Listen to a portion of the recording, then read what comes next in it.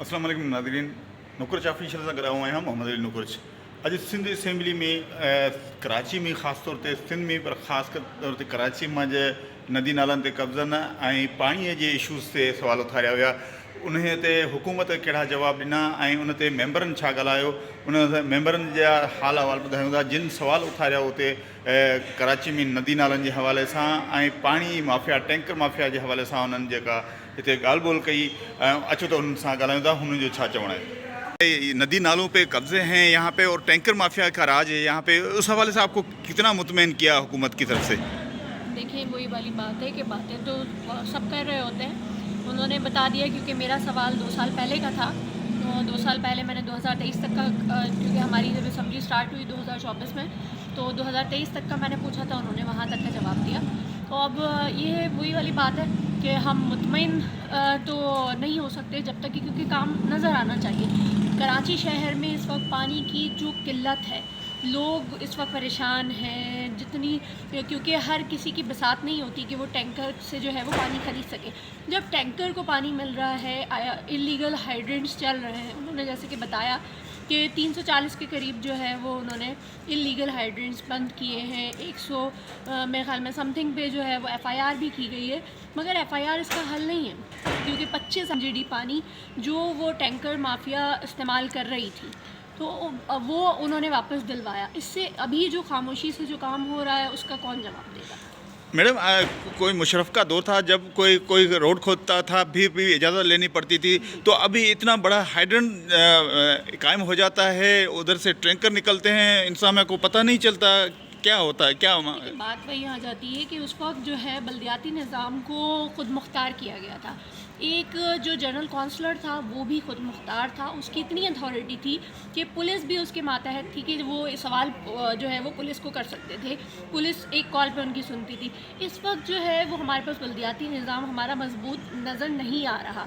140A के तहत जो बल्दियाती निज़ाम को मजबूत करना चाहिए, इसकी इस वक्त सख्त ज़रूरत है, ताकि जो इलाके में देखें जो ज़िम्मेदार होते हैं, चाहे वो बल्दियात के हों या किसी के भी हों, तो वो जो मजबूत होंगे, वो ग्रिप जो रख सकते हैं, वो वज़ीर दाखिला या कोई भी वज़ीर जो है वो अपने घर पे बैठकर या अपने ऑफिस में बैठकर उस चीज़ पे ग्रिप नहीं कर सकता, जो कि एक बल्दियाती नुमाइंदा अपने इलाके में रह के कर सकता है। तो उसको बहुत ज़रूरी है कि 140A के तहत बल्दियाती निज़ाम को मजबूत किया जाए। अच्छा, पिछली बारिशों में हमने देखा कि कराची के मुख्तलिफ इलाके डूब गए थे, तो उसमें ये कहा गया था कि ये नदी नालों पे कब्ज़े किए गए हैं, कुदरती जो पानी के हैं गुज़रगाह उस पर कब्ज़े किए गए हैं, तो आपको लगता है कि उनसे कब्ज़े ख़त्म हो गए हैं, आइंदे बारिशों में ऐसा मामलात नहीं होंगे?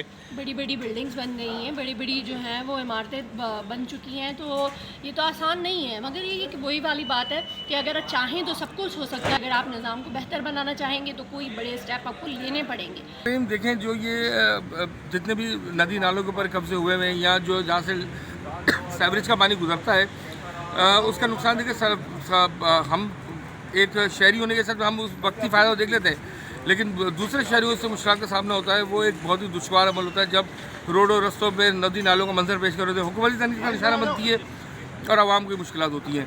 तो बहैसियत असेंबली के मेंबर मैं ये समझता हूँ कि जो भी कानून साजियाँ की गई हैं, ये अगर इंक्रोचमेंट के ख़िलाफ़, वो ना सिर्फ ख़त्म करवानी चाहिए, बल्कि उस पर काम करके हमें जो है, जिस तरह हमारे छोटे छोटे शहरों में मसले मसाइल होते हैं, तो ये तजावुज़ात में हटाने में हुकूमत ने आवाम को किरदार अदा करनी चाहिए। अच्छा, फुलेली नाले में जो हैदराबाद का वेस्टेज आता है, उस हवाले से क्या प्रोजेक्ट है आपकी तरफ से गवर्नमेंट को, या गवर्नमेंट ने क्या काम किया, उस पर अमल किया, क्योंकि आपके आवाम वहाँ से पानी पीते हैं?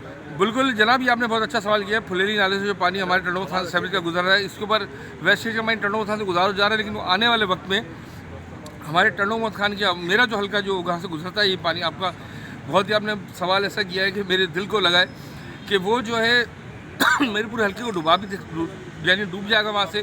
तो हमारी बात हुई है मिनिस्टर साहब से, इंशाअल्लाह उसका दूसरा लहमल निकाला जाएगा। लेकिन अभी जो फिलफोर जो नज़र आ रहा है, वो चारों घूंगड़ों से गुजरता है। ये टंडों खान को, हल्के को, ना सिर्फ हल्के को बल्कि वहाँ पे जो आबादी है, जो जरखेज़ इलाके है, उसको ना सिर्फ नुकसान करेगा, बल्कि जो है ये जो वहाँ पे रिहायशी इलाका उनको नुकसान करेगा, तो इसके लिए मिनिस्टर साहब से बात करिए, इंशाल्लाह आवाज़ फॉरम पर उठाएंगे, उस पर काम किया जाएगा। Thank you sir. आप कुछ बताएंगे कि मलीर में नदी नालों की क्या सूरत हाल है, ख़ास तौर पे थद्दो नालों और जो मलीर नदी है वहाँ पे जो प्लाटिंग हो रही है, कब्ज़ा हो रहा है और दूसरे जो बाड़े बन रहे हैं, क्या सूरत हाल है मलीर में? क्योंकि बारिशों में ये जो है इलाके ज़्यादा मुतासर होते हैं। जी मेरे ख्याल में अभी इस गवर्नमेंट ने ये स्टैंड लिया है, चंद गवर्नमेंट ने, कि जो भी इंक्रोचमेंट है और इंक्रोचमेंट को हटाया जाए।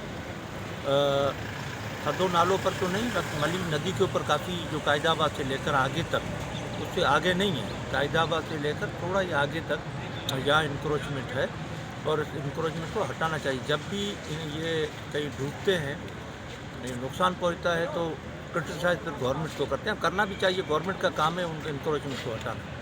तो आपकी सर, आपके जो हक का इंतखाब है वहाँ पे क्या सूरत हाल है? क्योंकि बारिशों में बहुत ज़्यादा मुतासर होते हैं ये आपके इलाके। देखें, ये जो हमारे इलाके हैं वो नहीं होते हैं, उसके पीछे जहाँ इंक्रोचमेंट है, कायदाबाद की मैंने बात की, उससे आगे फिर जैसे अभी रोड जो बने हैं तो मलीर एक्सप्रेस है, उसके साइड में इंक्रोचमेंट जो है वहाँ ही नुकसान होता है। अच्छा।